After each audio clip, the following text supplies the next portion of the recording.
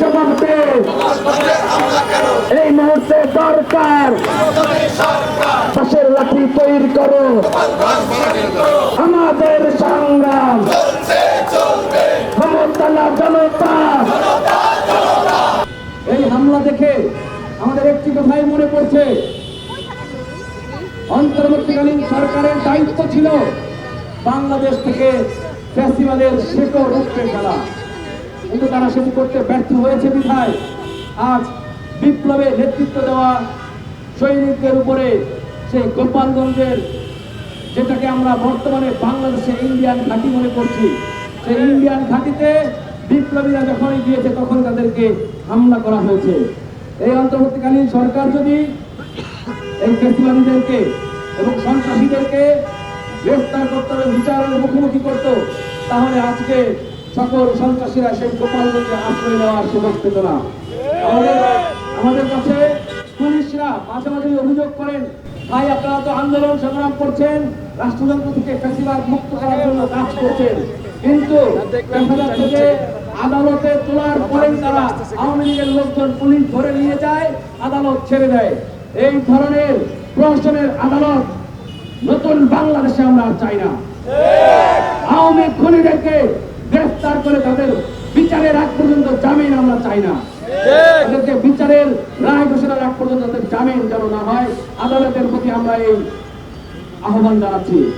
আমাদের যেন ভবিষ্যতে কোনো বিপ্লবীরা আহত হতে না হয়, সেজন্য আদালত এবং অন্তর্বর্তীকালীন সরকারকে আমরা হুঁশিয়ারি দিয়ে বলতে চাই, যদি আগামী এই 36 জুলাইয়ের মধ্যে জুলাই যোদ্ধাদের রক্ষা কবচ, জুলাই ঘোষণাপত্র বাস্তবায়ন করানো হয় এবং রাষ্ট্রযন্ত্রের এবং এই আমলারা যারা ফ্যাসিবাদের আমলা ছিল তাদেরকে কিন্তু এই অন্তর্বর্তীকালীন সরকার মাথায় তুলে নাচতেছে। আমরা দেখতে পাচ্ছি যেগুলো শেখ হাসিনার আমলা ছিল, শেখ হাসিনার দাসী ছিল, গোলাম ছিল, এই গোলাম আমলাদেরকে এই অন্তর্বর্তীকালীন সরকারের কয়েকজন উপদেষ্টাদের আপনার হচ্ছে প্রশ্রয়ে তাদেরকে নিয়ে মাথায় নাচানাচি করছে।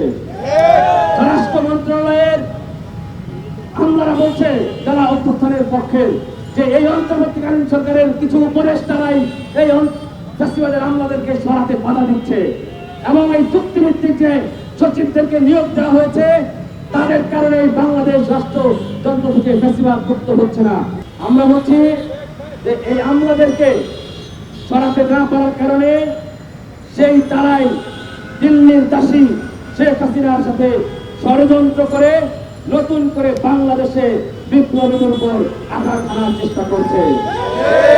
পুলিশে দেখেছেন, পুলিশের কয়েকজনকে ধরা হয়েছে, গুটি কয়েক পুলিশকে ধরার বাদে আর কাকে কাকে ধরা হয়েছে, পালিয়ে তো গেছে, কিন্তু দেখেছি আমরা উধার কামাল উধার, উধার কামাল উধার ট্রান্সফার বাণিজ্য করে এদেরকে এখনো বসিয়ে রাখা হয়েছে।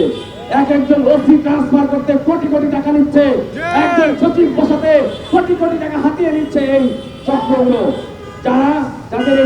যাদের কারণে আজকে বাংলাদেশ নতুন ভাবে একটা ফ্যাসিবাদী শাসনের, একটা ফ্যাসিবাদী সিস্টেমের মধ্যে ঢুকে যাচ্ছে। আমরা হুঁশিয়ারি করে বলতে চাই, অন্তর্বর্তীকালীন সরকারের যে ফ্যাসিবাদের আমলাদেরকে শেল্টার দেওয়া যে উপদেষ্টা আছে তাদের কি কোনো ভূমিকা ছিল এই আন্দোলনে? সেই গণ আন্দোলনে তাদের কোনো ভূমিকাই ছিল না।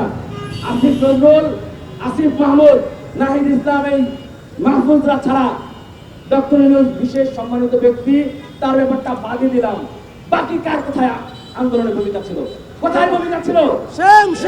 যদি আজকে আওয়ামী লীগ থাকতো এবং অন্তর্বর্তীকালীন সরকার গঠিত হতো, এই উপদেষ্টা পরিষদে কিন্তু তাদেরও জায়গা হতো, এদেরই জায়গা হতো।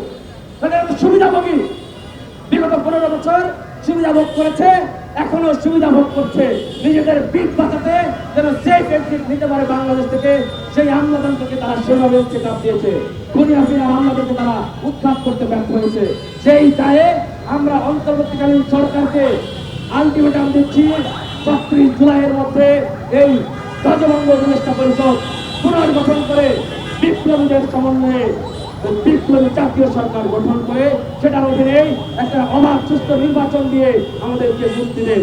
সারা বাংলাদেশের ফ্যাসিবাদের সকল দোসর তারা গোপালগঞ্জে অবস্থান নিয়েছে। অবস্থান নিয়ে তারা একযোগে বিপ্লবীদের উপর হামলা করেছে। আমরা স্পষ্ট করে বলতে চাই, 1 বছর ধরে এই সরকারকে আমরা বসিয়েছি। এই সরকার বিপ্লবকে যে ধারণ করে তারা প্রমাণ করতে পারে নাই।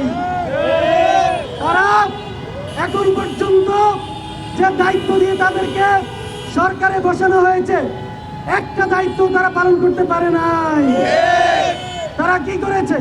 তাদেরকে দায়িত্ব দেওয়া হয়েছে গণহত্যার বিচার করার জন্য। তাদেরকে দায়িত্ব দেওয়া হয়েছে গণহত্যাকারী দল হিসেবে আওয়ামী লীগ সহ 14 দলীয় জোটকে নিষিদ্ধ করার জন্য। তাদেরকে দায়িত্ব দেওয়া হয়েছে প্রশাসনের সকল খুনিদেরকে, যারা হামলা হিসেবে বসে আছে, তাদেরকে চিহ্নিত করে বিচারের মুখোমুখি করার জন্য। তারা কি একটা কাজও করেছে? তাহলে সরকারে থাকার কোন নৈতিক অধিকার তাদের আছে? আমরা মনে করি তারা সরকারে থাকার নৈতিক অধিকার সম্পূর্ণরূপে হারিয়ে ফেলেছে। এজন্য আজকে পরাজিত শক্তি বিপ্লবীদের উপরে হামলা করার সাহস দেখিয়েছে।